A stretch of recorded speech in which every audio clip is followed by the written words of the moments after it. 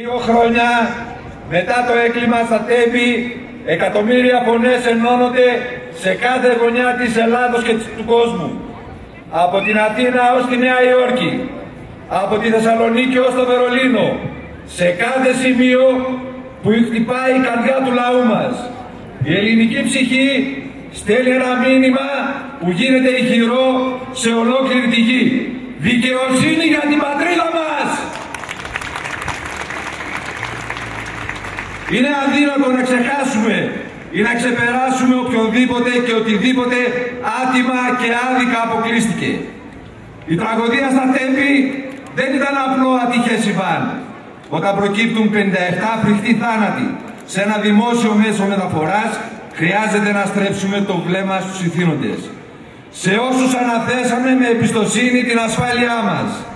Όταν αποδεδειγμένα πλέον υπάρχει έλλειψη κρατικών επενδύσεων, κρατικής φροντίδας, υποστελέχωση, διαφθορά και τόνοι από παράνομο φορτίο που αιμονικά αποκρύπτεται, τότε μιλάμε για ένα ακραίο και πρωτοφανές κρατικό έγκλημα. Έγκλημα αποτέλεσμα μια χρόνια σταθερής υποβάθμισης σε οτιδήποτε αφορά το συλλογικό όφελος και την ευκολία του πολίτη. 57 άδικοι θάνατοι. Το αποτέλεσμα της απληστίας και της αδιαφορίας ενός συστήματος που ξεδιάντροπα δήλωσε πολλές φορές ότι θυσιάζει ανθρώπινες ζωές. Εκ των υστέρων συμπεραίνουμε ότι όλες αυτές οι θυσίες που συμβαίνουν στο βωμό του χρήματος και του ιδιωτελούς συμφέροντος. Στα Τέμπη συνέβη ένα έγκλημα που εξ αρχής και με ολοφάνερη αγωνία πια προσπαθούν 2 χρόνια να θάψουν και να παρακάμψουν μέσα από την απόλυτα περιορισμένη και μεθοδευμένη ενημέρωση του λαού. Μέσα από κινήσεις συγκάλυψης και τέλος μέσα από ιδεχθείς κρυφές πράξεις. Όλα αυτά είναι που κάνουν την κραυγή μας σήμερα να ακουστεί σε ολόκληρο τον πλανήτη. Αρνούμαστε να δεχτούμε ότι οι υπεύθυνοι συνεχίζουν ανενόχλητοι τις εύκολες ζωές τους, ενώ οι οικογένειες των θυμάτων θρηνούν. Αρνούμαστε την ανισότητα των λίγων προνομιούχων την ίδια στιγμή που η κοινωνία μας αιμορραγεί, φοβούμενοι τα χειρότερα. Αρνούμαστε να δεχτούμε ότι οι δικογραφίες παραμένουν θαμμένες, ενώ η αλήθεια παραχαράσσεται και η δικαιοσύνη απουσιάζει. Το έγκλημα των τεμπών θα αποκαλυφθεί. Μας αρκεί να είμαστε βέβαιοι πως κάθε στοιχείο που προσθέτει αλήθεια γύρω από το θάνατο των ανθρώπων μας θα αξιοποιηθεί. Και μάλιστα πασχίζουμε να αξιοποιηθεί πριν να χρηστευτεί εσκεμμένα από το χρόνο που αφήνουν να περνά ανεκμετάλλευτος. 2 χρόνια μετά η οργή μας δεν έχει καταλαγιάσει. Είναι το τεράστιο έργο της συγκάλυψης, απροκάλυπτο και ξεδιάτροπο σε όλους μας. Είναι το τεράστιο έγκλημα της συγκάλυψης που μας οθεί να κάνουμε τα πάντα προκειμένου να αποκαλυφθεί η αλήθεια. Οι υπεύθυνοι κρύβονται πίσω από θεσμούς, ύπουλες διαδικασίες και πολιτικά τερτύπια. Εμείς όμως στεκόμαστε εδώ, άγρυπνοι και πιο αποφασισμένοι από ποτέ, για να αποδοθεί η πολυπόθητη δικαιοσύνη και κυρίως για να μην ξανασυμβεί.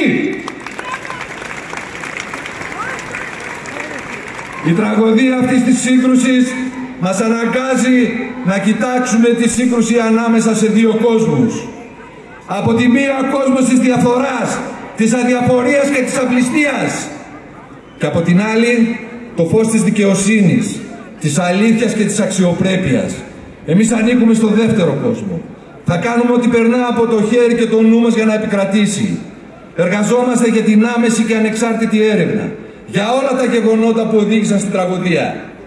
Αναζητούμε την απαραίτητη διαφάνεια και λογοδοσία που αξίζει σε ένα αληθινό κράτος δικαίου. Την απαιτούμε με κάθε θεμιτό και νόμιμο μέσο. Η ενάρετη και καθαρή δικαιοσύνη από τα έγκατα της χώρας μας και με καταιγιστική ταχύτητα ζητά να λάβει τη θέση που δικαιωματικά της ανήκει. Σε μια χώρα που πρωτομίλησε τη γλώσσα της και τις αρετές που τη συνοδεύουν. Δεν υπάρχει χώρος για σιωπή. Σήμερα εκατομμύρια άνθρωποι σε όλο τον κόσμο φωνάζουν. Αρκετά! Ως εδώ! Ούτε μια στάλα αίματος παραπάνω. Χωρίς οξυγόνο βγήκαμε εκατομμύρια στους δρόμους να διεκδικήσουμε τον κλεμμένο μας αέρα, την κλεμμένη μας ελευθερία, μέχρι να γίνει η Ελλάδα ένας τόπος όπου η ανθρώπινη ζωή έχει ανακτήσει την αναλύωτη αξία της. Ως ένα θα νικήσουμε, ως ένα θα επαναφέρουμε τη δικαιοσύνη. Η δικαιοσύνη είπε ο Νίκος Καζαντζάκης, δεν θα έρθει μονάχη της. Δεν έχει πόδια. Εμείς θα τη σηκώσουμε στους ώμους μας και θα τη φέρουμε. Σας ευχαριστούμε που είστε εδώ, όχι μόνο για να τιμήσουμε τους νεκρούς μας, αλλά και για να διεκδικήσουμε στο όνομα των ανθρώπων μας ένα καλύτερο αύριο για τους ίδιους. Για το οξυγόνο που έχουμε στερηθεί ως κοινωνία, για την ειρήνη που αξίζουν οι και κοιμημένοι εμείς και τα παιδιά μας.